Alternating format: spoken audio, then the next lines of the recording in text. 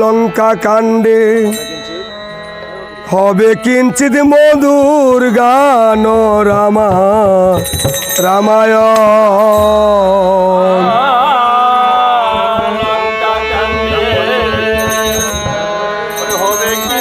কম পড়ে আর লঙ্কা কাণ্ডে লক্ষণ শক্তিশীল হইবে কীর্তন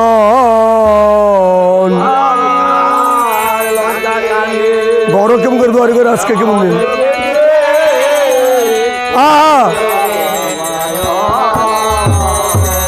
ও গো সভা করে বসে আছেন রাজা দশানন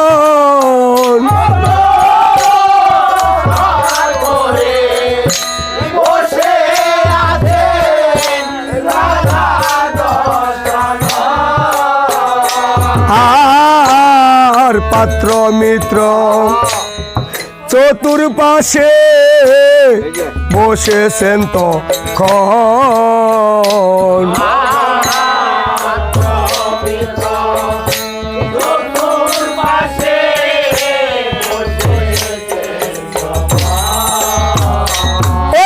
সভা করে বসে আছেন রাজা দশানন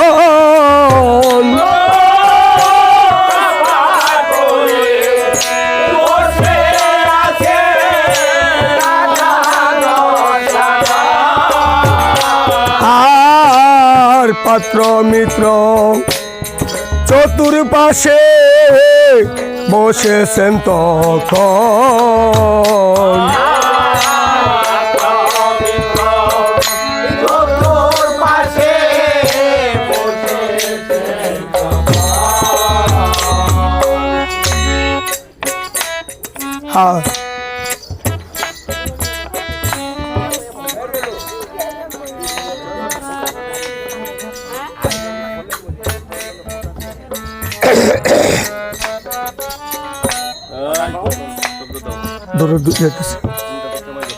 এদিকে ইন্দ্রজিৎ হলো রাবণের জ্যেষ্ঠ পুত্র। রাবণের জ্যেষ্ঠ পুত্র ইন্দ্রজিৎ। আবার ইন্দ্রজিতের আরেকটা নাম ছিল মেঘনাদ, কারণ মেঘের আড়াল থেকে যুদ্ধ করতে পেরেছিল বলেই ওনার নাম ছিল মেঘনাদ। আর সেই ইন্দ্রজিৎ পতন হয়েছে লক্ষণেরই বানে,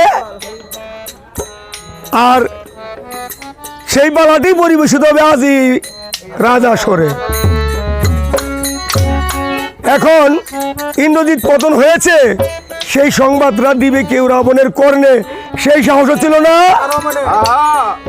কারো। তাই ওরে পাত্র মিত্র সবে মিলে মন্ত্রণা করিয়া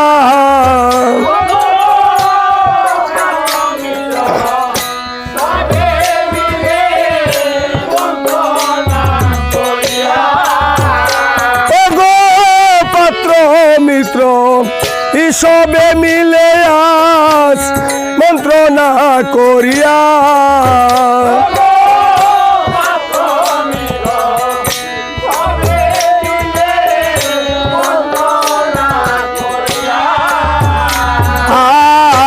আর বগ্ন নামের দূত একজন লঙ্কায় দিল যে পাঠায়া। তুমি থেকে নিচায় শেখে তো নিচায় পড়ছে, নিচে গলা নষ্ট দেবো আবার গাও গাও হো গো বগ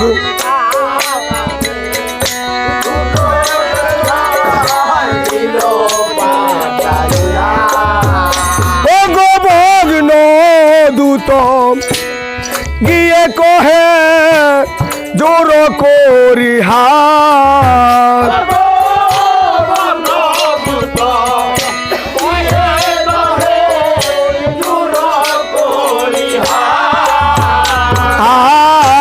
আর অশুভ সংবাদ শোনো হে রাক্ষসের নাম।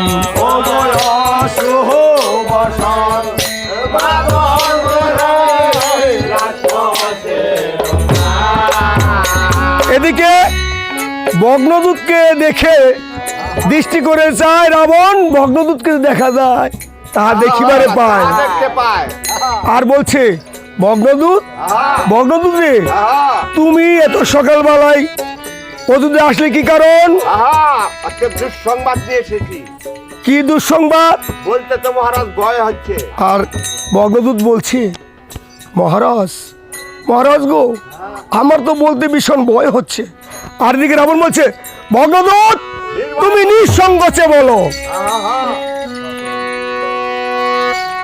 ও গো বীর শূন্য, ও গো লঙ্কাপুরী, বীর শূন্য বুঝি হলো এত দিনে।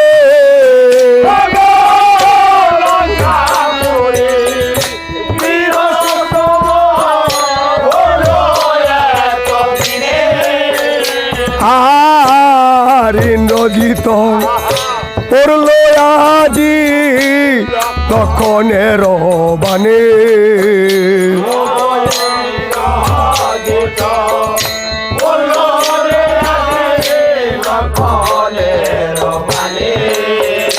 ও গইনীর জিত পড়ল রহনে আজি লক্ষণের মানে।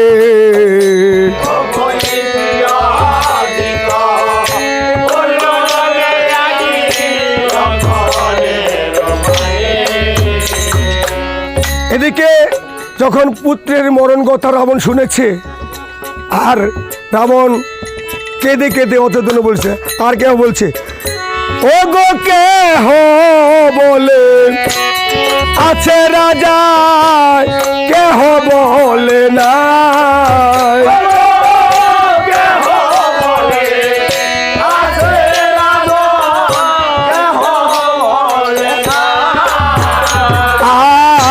আর কেহ বলে জমগরে রাবণ গেল হে রাবণ।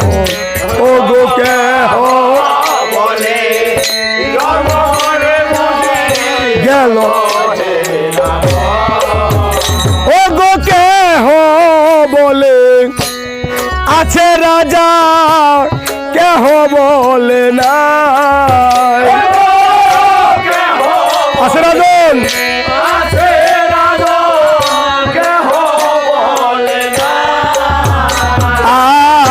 আর কেহ বলে জমগরে বুঝি গেল হে রাবণ।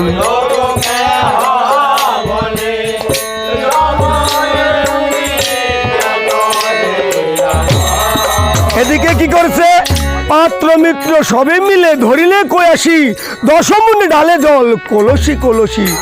অনেক কষ্টে রাবণ পাইয়া চেতন, আর অমনি জুড়িল পুত্রের জন্য হাপুত্র হাপুত্র বলে ক্রন্দন। বলছে ইন্দ্রজিৎ রে, ইন্দ্রজিৎ, বাবা ইন্দ্রজিৎ, তোর ওই চাঁদ বদর মুখখানা আমি আবার কবে দেখতে পাবো রে ইন্দ্রজিৎ।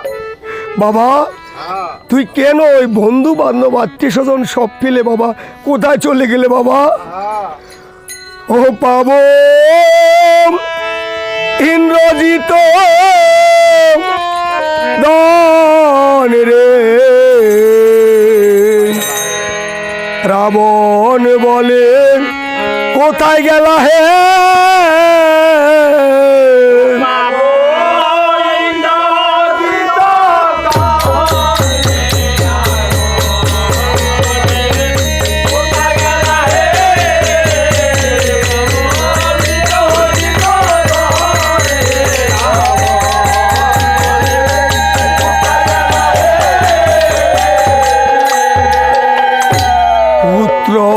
সুগম ভীষণ সুখ রে সহিতে না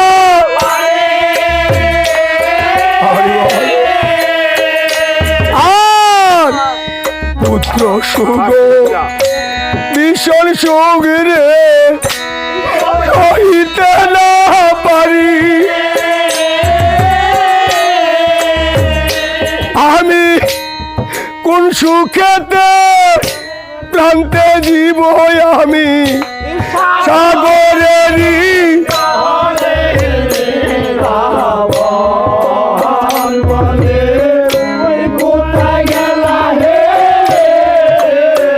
ওই আমি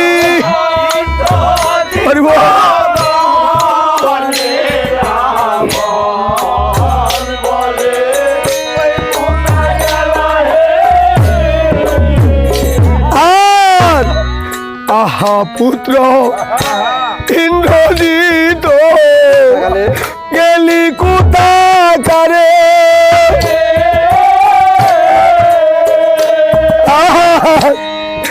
আহা পুত্র ইন্দ্রজিৎ গেলি কোথাকারে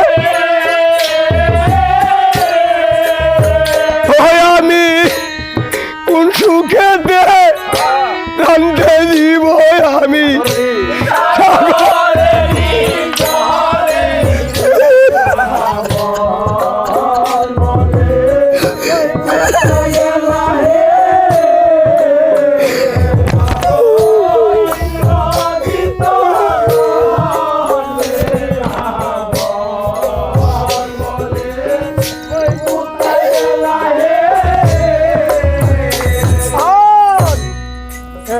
পুত্র উড়লে বাবা যোগী হইয়া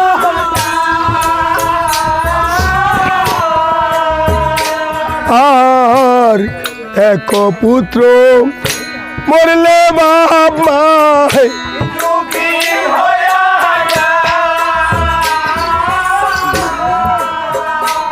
আমার লক্ষ পুত্র মরে গেল রে কি হবে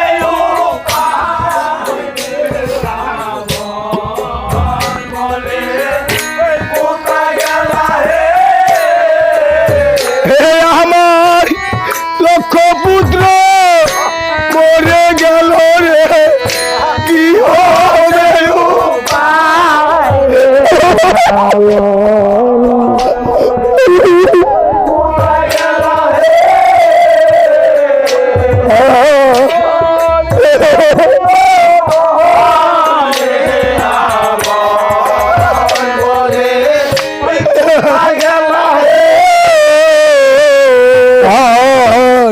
পুত্র শুভ ভীষণ শহীদ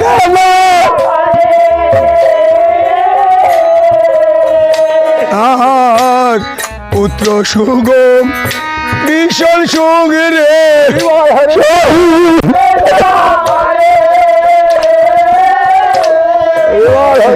আমার সুখে দুঃখে উদ্র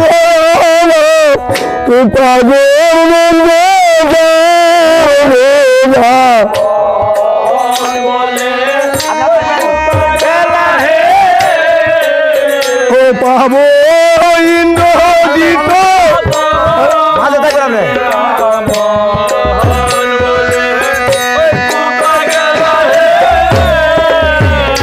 আর ওকে চিনে গহীন গম্ভীর পছে চিনে না ওরে মাসে জানে পুত্রের বেদনে যাবো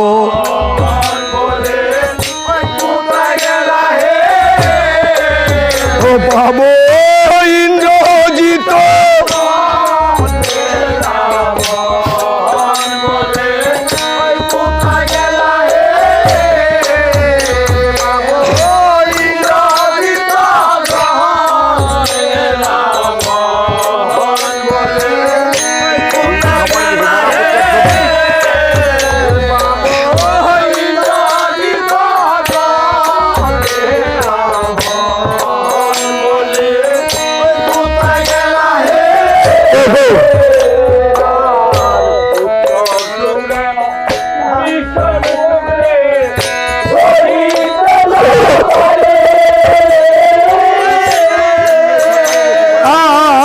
পুত্র সুগ ভীষণ সুগি রে সহিতে না পারি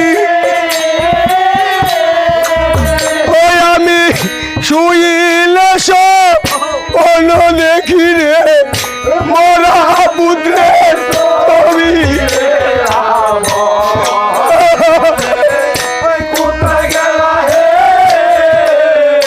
পাবো ইন্দ্র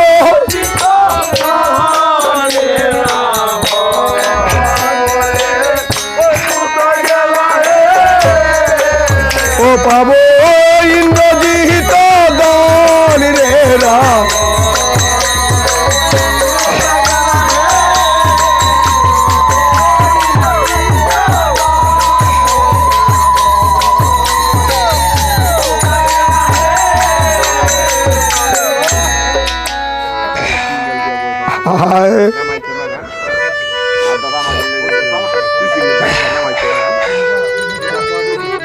দাদা দাদা হরে রাম হরে রাম হরে রাম জয় রাম জয় রাম।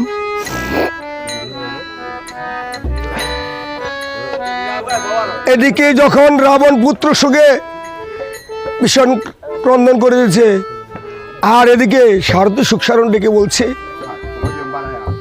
মহারাজ মহারাজ কেন বৃথায় করেছেন ক্রন্দন? একবার কি ভেবে দেখেছেন কোথায় ছিলেন, কোথায় এলেন, আবার কোথায় যাবেন? মহারাজ কেনই বৃথায় করেছেন ক্রন্দন?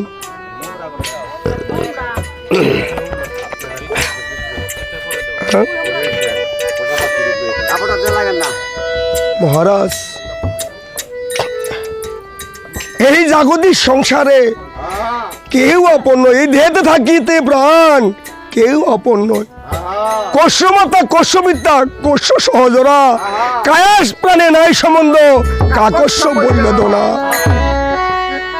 মহারাজ মহারাজ গো, আপনার ইন্দ্রজিৎ এই ধরাধামে এসেছিল পোষা পাখি রূপে কিছুদিনের কেনাকাটা সৌদা করার জন্য।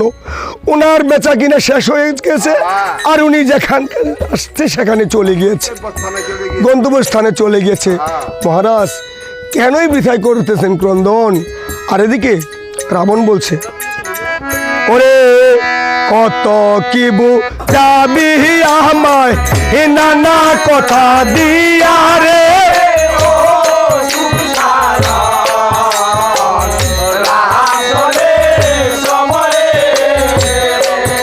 আমার লঙ্কা শূন্য হলো রে,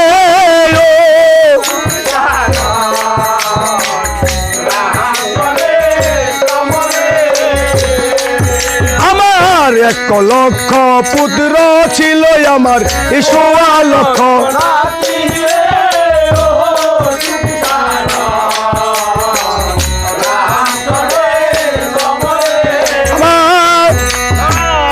একজন না রাখলো রামে আমার বংশে দিতে বাতি রে,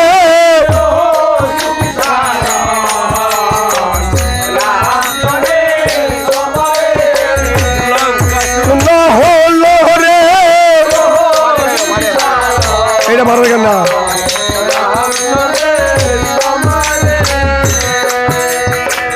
এদিকে টুকটাক বাজাতে থাকো।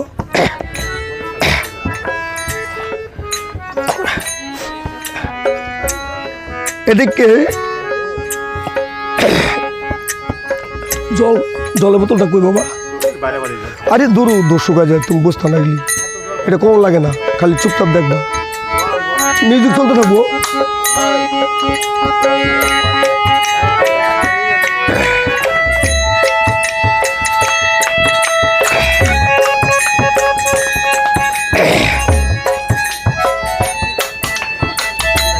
এদিকে রাবণ বলছে, সারথি রে সারথি, মায়া সীতা কেটেছিল পুত্র ইন্দ্রজিৎ, আর আমি সাক্ষাৎ সীতা কেটে গোটাই বহিত।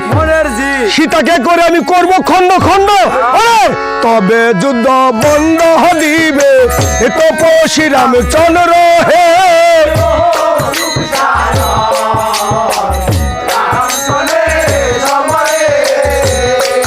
আমার লঙ্কা শূন্য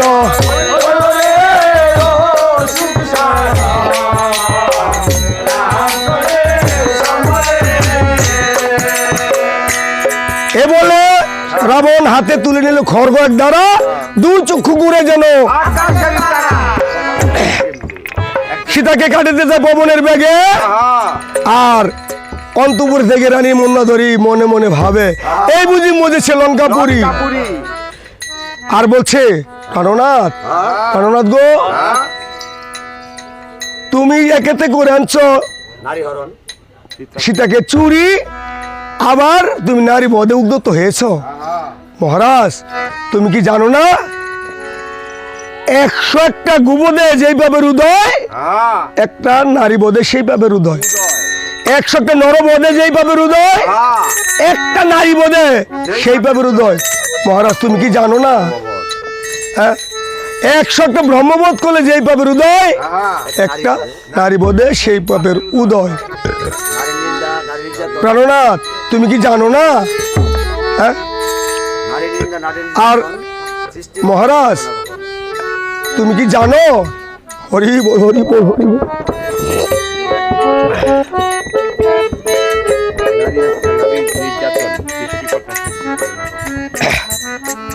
মহারাজ, নারী হত্যা, নারী নির্যাতন সৃষ্টিকর্তা সহ্য করে না কখন? আর মহারাজ, তুমি কি জানো রাম হইবাকে আর সীতা হইবাকে? তারা মহারাজ, রাম হলো পূর্ণ ব্রহ্ম নারায়ণ, আর সীতা হলো পূর্ণ লক্ষ্মী। লক্ষ্মী। কি বলছো রানী? বলো কি? বলো কি লক্ষ্মী? তুমি আর লক্ষ্মী খুঁজে পাইলা না রানী? হ্যাঁ, কি বলছো তুমি লক্ষ্মী? আচ্ছা দেখো, যদি সীতা লক্ষ্মী হতো, যেদিন আসলো জনক রাজার গৃহে, দেখো বেটা কি একটা কাম করেছে। হ্যাঁ, কি এক মন করলো, স্বয়ংবর সভার আয়োজন করলো, সীতাকে বিবাহ দিবে। যখন স্বয়ংবর সভার আয়োজন করেছে, কত রাজাগণ, মণিগণ, দেবগণ, প্রজাগণ সব গিয়ে উপস্থিত হয়েছে সীতাকে বিবাহ করার জন্য। আমরা গেছিলাম। ও, আপনারা গেছিলেন না? সীতাকে কেউ বিবাহ করতে পারে নাই। ওই অযোধ্যার রাজা রামচন্দ্র কি জানি জাদুটনার ফলে সেই হরধনুকে গুণ দিয়েছিল, আর সেই রাজা সরে বিয়ে করেছিল সেই রাজা।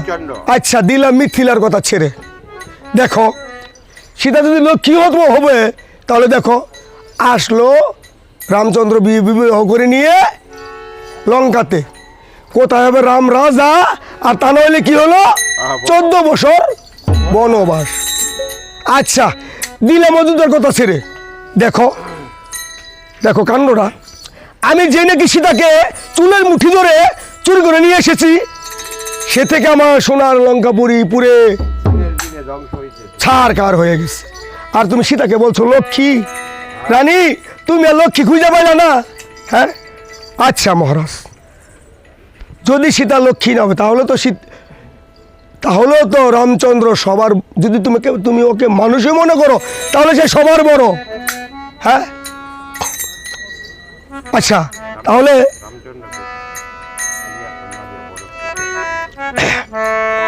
দেখো আবার কি করেছে রামচন্দ্র, আবার কি করেছে। রামচন্দ্রের সিংহাসন না দিয়ে তার কনিষ্ঠ ভাই ভরতকে সিংহাসন দান করেছে। তারপরে তুমি সেটাকে লক্ষ্মী বলছো? হ্যাঁ, তাহলে মহারাজ, তাহলে তোমাকে একটা প্রমাণ দেখাই। হ্যাঁ, ওরে মানব নয় রাম, সারাটা বাজাও, সারো ও সে যে গোলক বিহারী, না উপরে দেবো।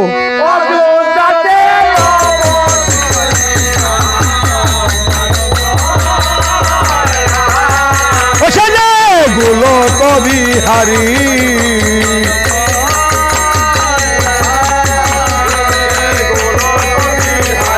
আমার দিকে যাবে, তোমার খেলতে আনবো।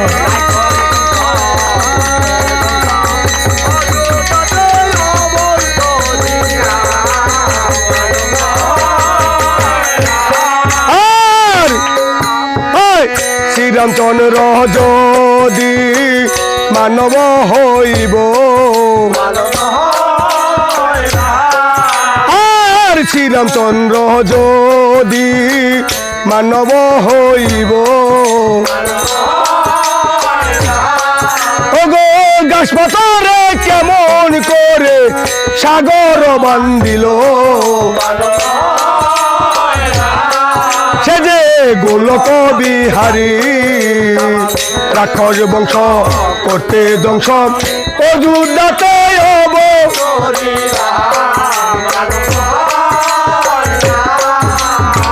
রানী এটাও নয় তোমার রামের বাহাদুরি তাহলে কার এটা তোমার কই তুইব এটা নলনীল নামক দুই বানর ছিল তারা পিতামাতাহারা হয়ে যৌনমণির আশ্রমে আশ্রয় নিয়েছিল তখন যখন একটু বড় দিনে দিনে বড় হয়েছে আর নলনীল ডেকে যৌনমণি ডেকে বলছে নলনীল রে নলনীল বাবা তোরা তো এখন বড় হয়েছিস জন্মগ্রহণ করলে কর্ম অবশ্যই ভাবি তাহলে বাবা তোরা একটা কাজ করে খা কি কাজ করবে তারা জনমণি বলেছে আমার এই দণ্ডমণ্ড কুমণ্ডল থালা বাসনগুলো নদীর সাগরের জল থেকে ধৌত করে নিয়ে দিবি আর আমি পূজা পাল দেব আর ওরা দস্যু গায়ে দেয় তোমারটা তুমি করবে তো আমারটা আমি কমু তুমি সেটা করো ওর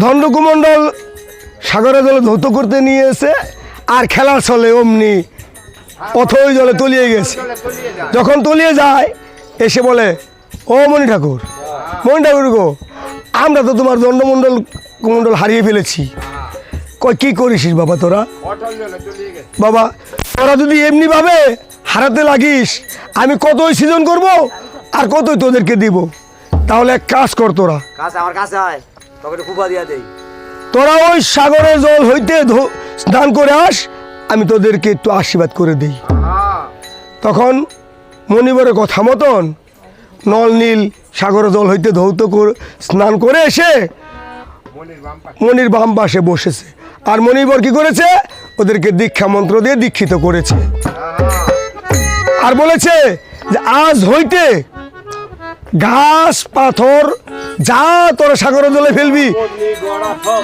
সব সোলার মতো বেঁচে থাকবে রানী তুমি বলছো এটা তোমার রামচন্দ্রের গুণে মহারাজ তাহলে আরেকটা প্রমাণ দেখাই অরে মাধব পাটনি দেখো কাষ্টের তরি ছিল উপরে নিচে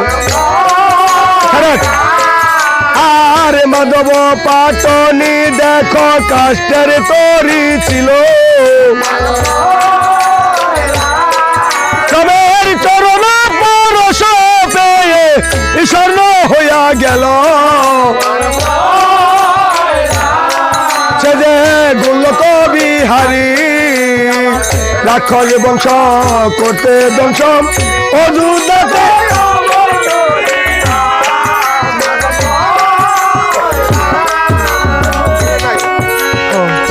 আরে ভালো লাগে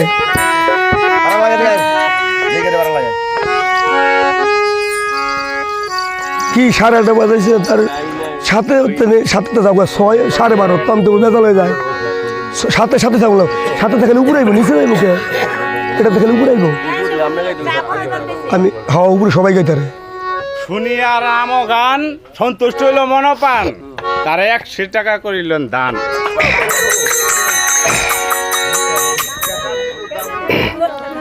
নাম তো বললো না বক্তে তো নাম বললো না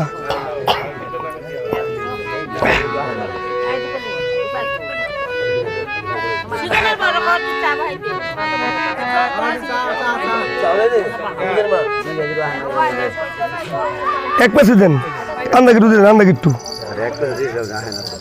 শুনিয়া রাম গান রাজদীপ সরকার 100 টাকা করিলেন দান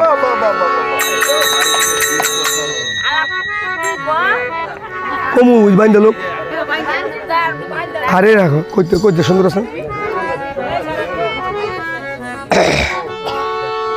আরো 100 টাকা দান করিল রীতমঙ্গলি উপস্থিত দর্শক মণ্ডলী, এই আসরে শুনিয়া রামায়ণ কীর্তন এক ভক্তে প্রভুর চরণে 100 টাকা করিলেন প্রদান। ভক্তকে আমি এই আশীর্বাদ করি, ভবনদী যেন পার করে সেই রাম জলধর। আবার আবার আরো টাকা আসছে, গোবিন্দ দান করেছে। রিক মল্লিক তিনি নাম ধরেছেন উত্তর বাড়াবাড়ি। তার রামায়ণ কীর্তনের গান শুনিয়া সন্তুষ্ট হলো মনে প্রাণ, তাই প্রভুর চরণে 100 টাকা করলেন দান। প্রভুর নিকট আমি এই প্রার্থনা জানাই, তার মনের বাসনা যেন পূর্ণ করে। রঘুনাথ গোসাই আরো টাকা আসছে। যাই হোক, এই 2টা টাকা বাবা তুমি বলো তো, তুমি বলে দাও 2টা টাকা আসছে না আরো? এটা কারা দিছে? নাম ছাড়া বক্তারা দিছে। তুমি খালি কও, আরে কও রে, নুপুরের মা দিছে। নূপুরের মা। হ্যাঁ,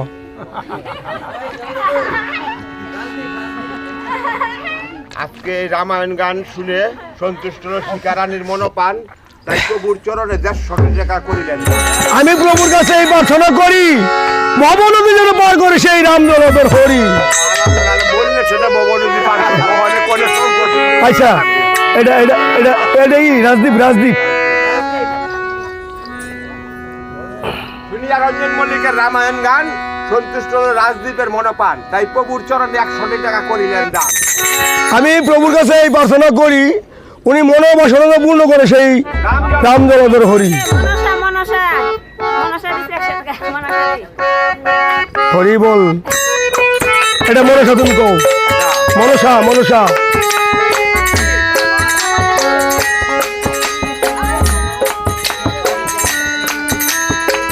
ছোট শুনিয়া রামায়ণ গান সন্তুষ্ট হলো মনসা বইলের মনোপান, তাই প্রভুর চরণে 100 টাকা করিলেন দান। আমি মনসা পিসিকে প্রার্থনা করি, উনি যখন অন্তিম কাল হবে তখন যেন ভবনদী তরি নিয়ে পার করে দেয় সেই রাম জলধর হরি।